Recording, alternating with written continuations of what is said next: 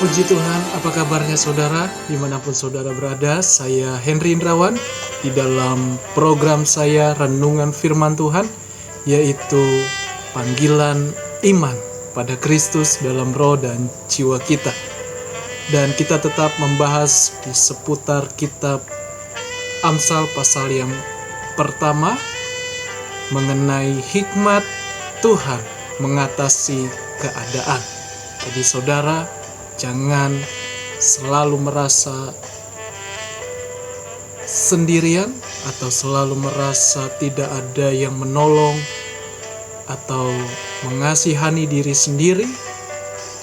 Ingatlah bahwa di dalam hikmat Tuhan kita menemukan selalu rencana dan kebaikan Tuhan.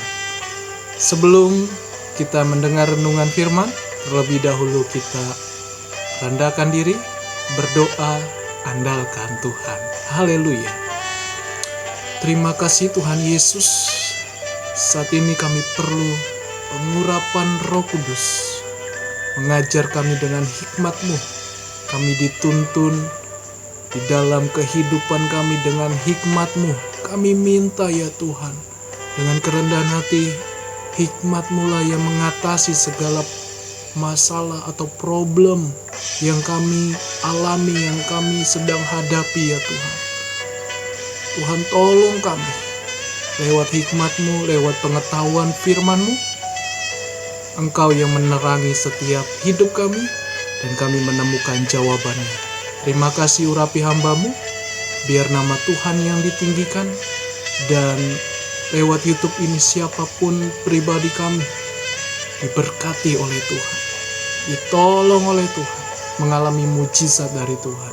Haleluya. Amin. Haleluya. Mari buka Alkitab kita di dalam kitab Amsal 1. Kita lanjut di part yang kedua. Amsal 1 ayat yang ke-29 sampai 33. Hikmat Tuhan mengatasi keadaan. Ayat 29, oleh karena mereka benci kepada pengetahuan dan tidak memilih takut akan Tuhan. Jadi saudara yang dikasih Tuhan, Bapak Ibu dimanapun Anda berada, ingatlah kitab Amsal berisi tentang pikiran Allah, hikmat dan kebijaksanaan dalam segala perbuatan manusia. Melalui apa? Pengetahuan, yaitu firman-Nya dan juga Tauratnya yang dilakukan oleh Raja Salomo sendiri. Jadi saudara, di sini ayat 29 dikatakan banyak yang membenci pengetahuan. Memang bagi dunia firman Tuhan atau Tauratnya tidak berlaku bagi mereka. Mereka bebal hatinya, keras kepalanya. Keras kepala maksudnya, mereka tidak mau bertobat, mereka tidak mau dituntun dengan hikmat Tuhan. Tetapi kita, anak-anak Tuhan, selalu rindukan hikmat Tuhan, di mana mereka juga tidak mau memilih takut akan Tuhan, tidak mau mengasihi Tuhan, tidak mau memberi yang terdahulu, yang penting dari yang lainnya. Mereka tidak mau melakukan itu. Mereka tidak mau melayani Tuhan, tidak mau mendengar nasihat dari Salomo, karena Salomo didasari dengan pengetahuan firman-Nya. Di ayat 30, tidak mau menerima nasihat, tetapi menolak segala teguran. Jadi saudara, ini yang sedang terjadi di zaman Salomo, di zaman ini juga sedang terjadi, bahwa manusia tidak mau mendengar nasihat. Hatinya tertutup, gelap hatinya, bebal. Pikirannya juga tertutup, menjadi tumpul. Karena apa? Menolak nasihat firman-Nya, pengetahuan yang benar dari Tuhan. Contoh di zaman sekarang, mungkin banyak orang berkata, ya sudahlah, masa sih? Sudahlah, yang penting Kristen, yang penting kita beribadah. tipu sana tipu sini sedikit-sedikit tidak apa-apalah. Kalau bahasa timur mungkin berkata demikian. Tapi apakah Tuhan setuju dengan pendapat kita atau pandangan kita? Tentu tidak setuju. Tuhan itu tidak lalai. Setiap janjinya selalu tepat. Setiap perkataannya selalu jadi. Jadi Allah kita tidak lalai. Yang terpenting, mari kita minta hikmat, pewahyuan dari Tuhan Yesus Kristus. Demikian teladan dari Salomo. Dan juga di ayat 31, maka mereka akan memakan buah perbuatan mereka dan menjadi kenyang oleh rencana mereka. Ya, seperti tabur tuai, apa yang mereka tabur, itu yang dituai. Kejahatan yang ditabur, kejahatan yang dituai. Sifat yang jahat, yang buruk ditabur, pasti sifat kejahatan itu yang dituai. Bahkan bisa juga sampai kepada generasinya. Ya, artinya mereka mengalaminya sendiri. Ya, dan dikatakan mereka akan memakan buah perbuatan mereka, menjadi kenyang oleh rencana mereka. Sebab orang yang tak berpengalaman akan dibunuh oleh keengganannya. Ya, orang yang tidak bertobat akan dibunuh oleh ketidaksungguhannya di dalam Tuhan, di dalam pengetahuan firman-Nya. Orang yang bebal akan dibinasakan oleh kelalaian. Ya, orang yang bebal tidak mau ditegur, tidak mau diingatkan, merasa dirinya hebat, merasa dirinya lebih dari segalanya, dari yang lain. Saudara, kalau kita semakin mengenal Tuhan, semakin kita merendahkan hati kita, merendahkan diri kita di hadapan Tuhan, supaya Tuhan cinta, supaya Tuhan senang melihat diri kita. Rendahkan hatimu di hadapan Tuhan.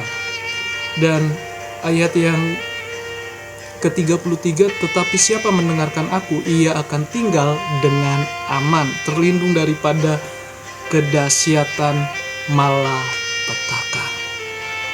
Jadi mendengar di sini bukan hanya sekedar masuk telinga kanan, keluar telinga kiri, tetapi kita mau menerima, mau diproses seperti tanah liat yang dibentuk oleh tangan penjunan, oleh tangan sang master, namanya Tuhan Yesus.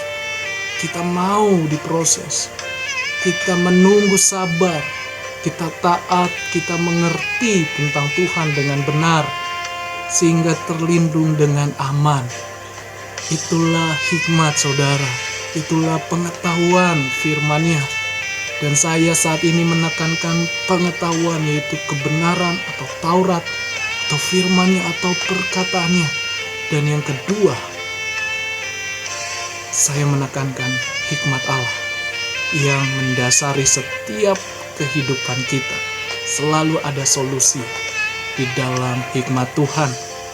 Terlindung dari kedahsyatan, malapetaka atau bencana, atau bisa juga dari kehancuran sifat dari orang-orang jahat, sifat-sifat yang bukan berasal dari Tuhan, yang tidak berkenan di hadapan Tuhan. Ya, kita terlindung, saudara, dari segala tipu daya, rencana-rencana si jahat. Kita terlindung karena kita tinggal aman di dalam Tuhan. Lalu, inilah berkat dari hikmat yang mengatasi atau sebagai solusi mengatasi keadaan kita. Yang saya catat, yang pertama adalah lebih baik memilih Tuhan dan firman-Nya. Haleluya. Itu yang paling penting. Di mana orang benci dengan firman, benci dengan pengetahuan yang benar. Tetapi kita lebih memilih kepada Tuhan, lebih memilih firman-Nya. Biarkan orang mau berkata apa tentang kita, yang terpenting adalah kitanya dan Tuhan yang tahu. Karena buah pertobatan akan dilihat oleh banyak orang. Karena ada Kristus yang menerangi hidup kita. Kita tetap memilih Tuhan. Di dunia ini orang-orang tidak mau menerima nasihat, ya, tidak siap menerima teguran. yang ada hanya menegur saja. Kita sebagai hamba Tuhan siap juga ditegur kalau kita salah, siap dibentuk kalau kita salah. Saya sudah alami demikian ketika saya mengalami yang namanya hinaan atau yang saya difitnah. Tapi orang yang memfitnah saya kena batunya, kena celakanya sendiri. Tuhan yang bela saya. Karena apa? Saya lebih memilih Tuhan, lebih memilih firman-Nya.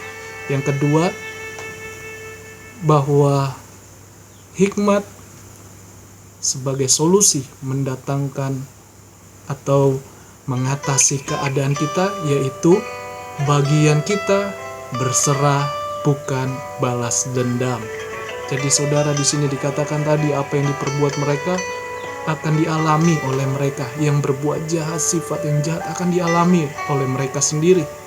Tetapi kita yang diterangi dengan firman Tuhan, kita mau hidupi firman ini di dalam kehidupan kerohanian kita sehari-hari. Bagian kita berserah saja sama Tuhan. Tuhan yang membela kita. Jangan mencari pembelaan apapun. Datang kepada Tuhan, Tuhan yang akan bela kita. Pasti indah waktunya. Yang terpenting adalah jangan memiliki sifat yang jahat, karakter yang jahat, merugikan orang lain. Dan yang ketiga, jangan keraskan hati dan percayalah janjinya. Janji Tuhan, Salomo mengalami kebaikan Tuhan, mengalami janji Tuhan. Ya, dia mau mendengar, dia mau taat, mau menerima didikan, nasihat, hikmat.